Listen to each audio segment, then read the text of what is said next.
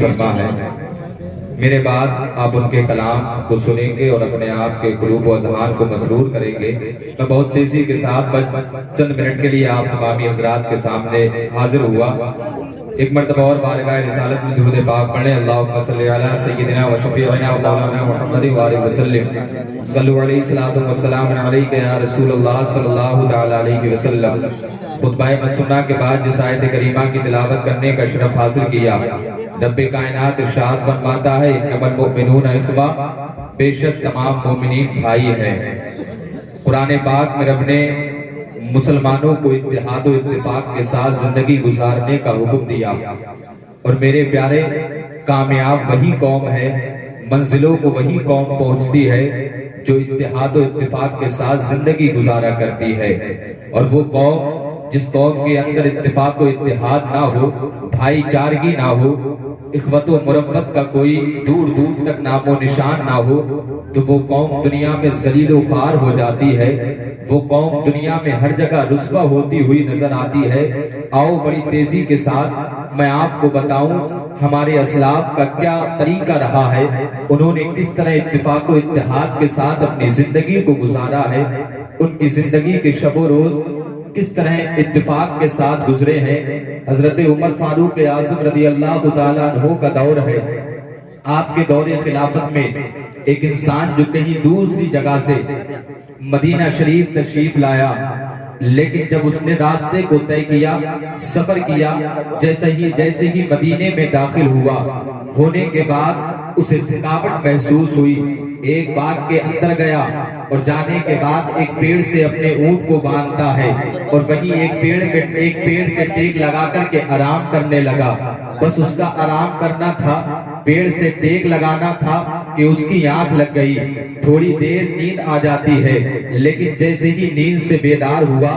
نیند سے اٹھتا ہے، کیا دیکھتا ہے جس جگہ اونٹ باندھا تھا وہاں پر اونٹ کا نام و نشان نہیں ہے، اونٹ معلوم نہیں پڑ رہا۔ اپنی جگہ سے اٹھا، اٹھنے کے بعد اونٹ کو ادھر ادھر تلاش کرنے لگا، اونٹ کو ادھر ادھر ڈھونڈنے لگا، لیکن کہیں اونٹ کا پتہ نہ ملا۔ اچانک ایک باغ کے اندر داخل ہوا، دیکھتا کیا ہے کہ اس کا اونٹ جو گم ہو گیا تھا باغ کے اندر ہے۔ جیسے ہی باغ میں داخل ہوا ہے، باغ والے نے دیکھا کہ اس کے باغ کے اندر اونٹ آ گیا ہے۔ اس نے ایک بڑا سا پتھر لیا، لینے کے بعد اونٹ کو مارا۔ جیسے ہی اونٹ کی طرف اس پتھر کو پھینکتا ہے، وہ پتھر آ کر کے اونٹ کی آنکھ میں لگا۔ پتھر کا لگنا تھا، اونٹ کی آنکھ باہر نکل پڑی ہے، اونٹ کی آنکھ باہر نکل آتی ہے۔ اب انسان نے جب اس نے یہ دیکھا کہ اس نے میرے اونٹ کو نقصان پہنچایا ہے، اس نے بھی ایک پتھر اٹھایا اور اٹھا کر کے اس انسان کی طرف پھینکا، لیکن وہ انسان ضعیف تھا، کمزور تھا، بڑھاپے کی منزلوں کو پہنچ چکا تھا،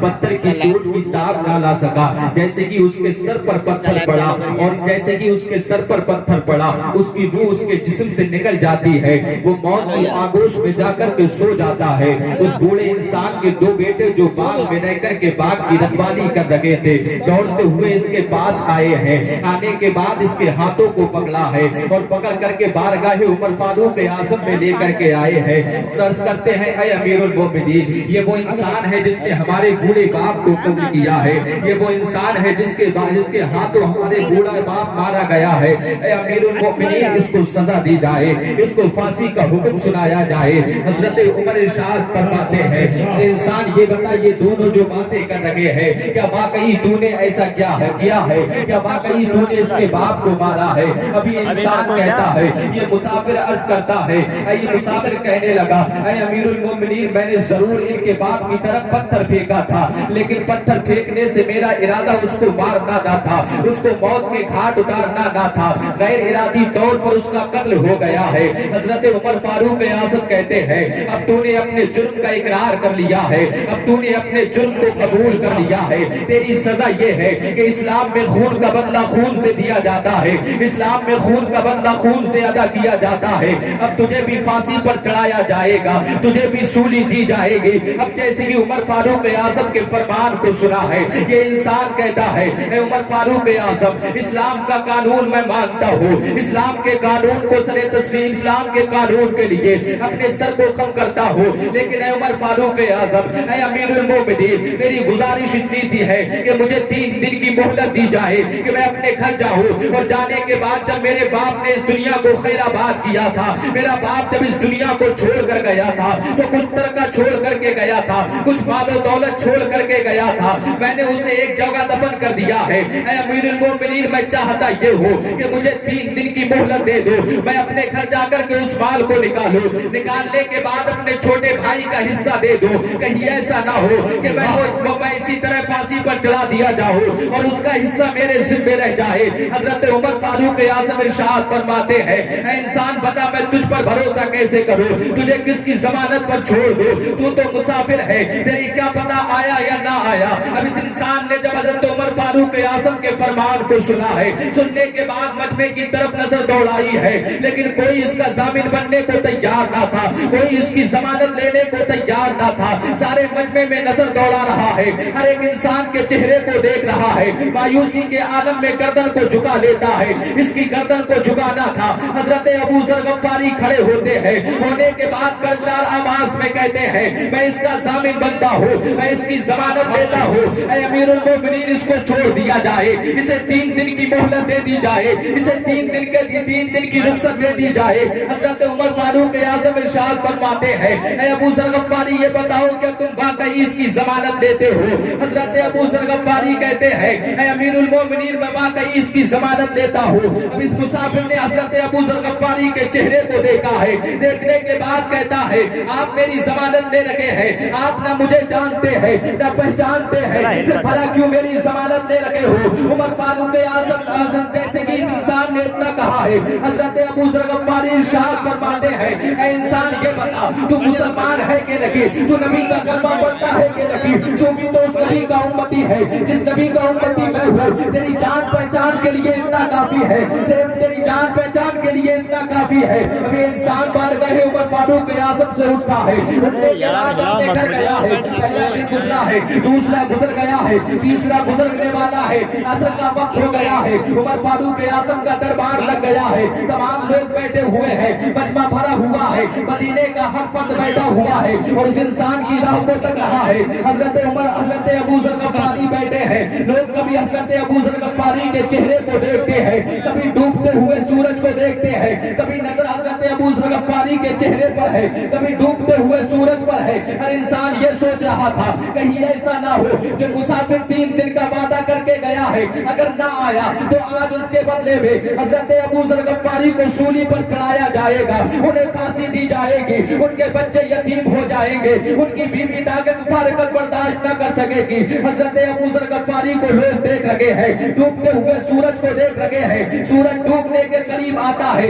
अचानक लोगों ने एक आवाज सुनी कि कोई कहने वाला कह रहा था, ऐ अमीरुल मोमिनीन अबू जर गफ्फारी को कुछ ना करना, उन्हें फांसी की सजा न सुनाना, मैं आ गया हूँ, मैं आपकी बारगाह में आ चुका हूँ। लोगों ने पीछे नजर देखी है, जैसे कि पीछे मुड़ करके देखा है, क्या देखते हैं वही इंसान जो 3 दिन पहले वादा करके गया था, वो बारगाह उमर फारूक आज़म में आ गया है। आने के बाद अर्ज करता है, हुजूर मुझे फांसी दे दीजिएगा, मैं अपना जुर्म कबूल करता हूँ और खुशी से सूली चढ़ जाऊंगा, आप अबू जर गफ्फारी को कुछ न कीजिएगा। हजरत उमर फारूक आज़म इरशाद फरमाते हैं, ऐ इंसान जरा ये तो बता, अगर तू चाहता तो ना आता, अगर तू चाहता तो इस बारगाह में तशरीफ ना लाता, अगर तू चाहता तो मेरे पास ना आता, आखिरकार ये बता तुझे कौन सी चीज खींच करके लाई है। अब उस इंसान का जवाब सुनो, हजरत उमर फारूक आज़म से कहता है, ऐ उमर फारूक आज़म ऐ अमीरुल मोमिनीन अगर मैं आज ना आता तो अबू जर गफ्फारी को फांसी हो जाती, उनके बच्चे यतीम हो जाते,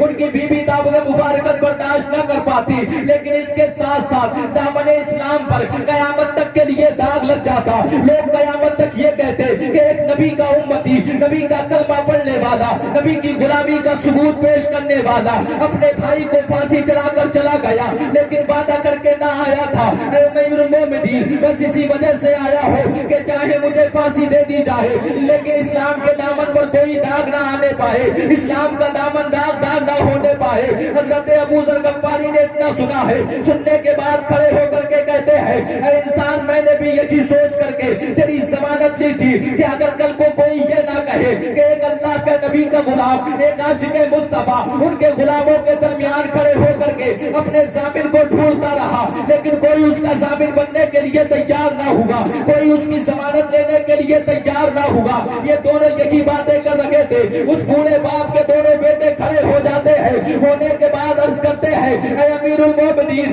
ہم نے اپنے باپ کے قاتل کو معاف کر دیا ہے، ہم نہیں چاہتے ہیں کہ کل قیامت تک کوئی یہ بات بنائے، کل قیامت تک کے لوگ یہ کہے کہ نبی کے عاشقوں نے نبی کے ایک عاشق کو پھانسی پر چڑھا دیا، غیر ارادی طور پر اس سے قتل ہوا تھا لیکن اسے معاف نہ کیا۔ اے امیر المومنین، اے مدینے والے گواہ ہو جاؤ، ہم نے اللہ اور اس کے رسول کی رضا کے لیے اپنے باپ کے قاتل کو معاف کر دیا ہے۔